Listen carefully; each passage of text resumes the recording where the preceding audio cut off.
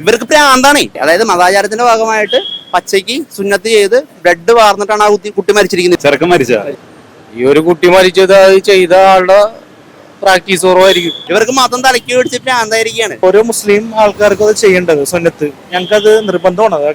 സുന്നത്ത് ചെയ്യാത്ത ഒരാള് ഒരു സ്ത്രീയിൽ ബന്ധപ്പെടുമ്പോ അതിൽ ക്യാൻസറിന്റെ അളവ് കൂടുന്നത്. ഒന്ന് ഈ ആചാരങ്ങൾ, അതായത് ഈ സുന്നത്ത് പോലെയുള്ള മതാചാരങ്ങൾ അട്ടർ ബ്ലണ്ടറാണ്.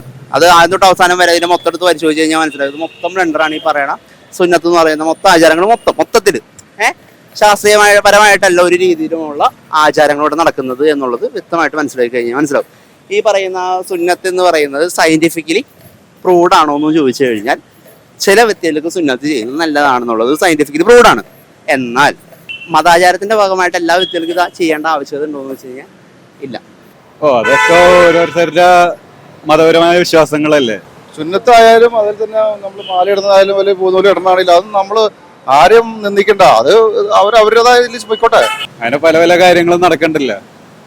അത് മാറ്റണമെന്ന് വലിയ താല്പര്യമൊന്നുമില്ല. നീക്കം ചെയ്യണതിന് അത് ഓരോരുത്തരുടേതല്ലേ. ഓരോ ജാതിയുടെ ഓരോ മതത്തിന്റെ ആയാലും മുസ്ലിം ആയാലും സുന്നത്ത് ചെയ്യണമെന്നാണ് ആചാരം. അത് ഞങ്ങൾക്ക് അതിപ്പോ എന്താ പറയാ, നീക്കം ചെയ്യാൻ പറ്റില്ല അത്. കാരണം ഞാൻ അതിന് എന്താ യോജിക്കണ ആളല്ല. കാരണം അത് ഓരോ മുസ്ലിം ആൾക്കാർക്കും അത് ചെയ്യേണ്ടത് സുന്നത്ത്. ഞങ്ങൾക്കത് നിർബന്ധമാണ്. ആ കാര്യം സുന്നത്ത് ചെയ്യണമെന്നാണ് എനിക്കതേ പറയാനുള്ളൂ. അത് മാറ്റുന്നതിനോട് ഞാൻ യോജിപ്പില്ല. കാരണം അത് സുന്നത്താണല്ലോ. അതില് ഗുണങ്ങളുണ്ട്. അതിന്റെ ഗുണങ്ങള് നമ്മൾ തിരിച്ചറിഞ്ഞു കഴിഞ്ഞാൽ, അതിനെക്കുറിച്ച് പഠിച്ചു കഴിഞ്ഞാൽ അത് തള്ളിക്കളയാൻ സാധ്യതയല്ല. കാരണം സുന്നത്ത് ചെയ്ത ഒരാള് ബന്ധപ്പെടുമ്പോൾ ക്യാൻസറിന്റെ അളവ് ആ സ്ത്രീയിൽ കുറഞ്ഞതായിട്ട് കാണുന്നുണ്ട്. സുന്നത്ത് ചെയ്യാത്ത ഒരാള് ഒരു സ്ത്രീയിൽ ബന്ധപ്പെടുമ്പോൾ അതിൽ ക്യാൻസറിന്റെ അളവ് കൂടുന്നതായിട്ടൊക്കെ പഠനങ്ങൾ എന്താക്കിയിട്ടുണ്ട്, നമുക്ക് പറഞ്ഞു തരുന്നുണ്ട്. പ്രായമായ കുട്ടിക്ക് ആ തൊലി അവിടെ ഉള്ളത് കൊണ്ട് എന്തെങ്കിലും വിഷയങ്ങൾ ഉണ്ടെങ്കിൽ മാത്രം അത് ഡോക്ടറാണ് സർട്ടിഫൈ ചെയ്യേണ്ടത്. ഭാവിയിൽ ഈ കുട്ടിക്ക് വിഷയങ്ങൾ വരും എന്നുണ്ടെങ്കിൽ ഡോക്ടർ മുഖാന്തരം.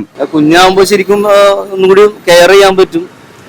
കുറച്ചുകൂടി വലുതായി കഴിഞ്ഞാൽ ആ കുട്ടീനെ കെയർ ചെയ്യാൻ പറ്റാത്ത ഒരു അവസ്ഥയ്ക്ക് എത്തും. കാരണം കുറച്ച് വലിയ കുട്ടിയായിട്ടുള്ള അങ്ങനെ സുന്നത്ത് നടത്തുമ്പോൾ അതിനെ കെയർ ചെയ്യാൻ പറ്റാത്ത സിറ്റുവേഷൻ വരും.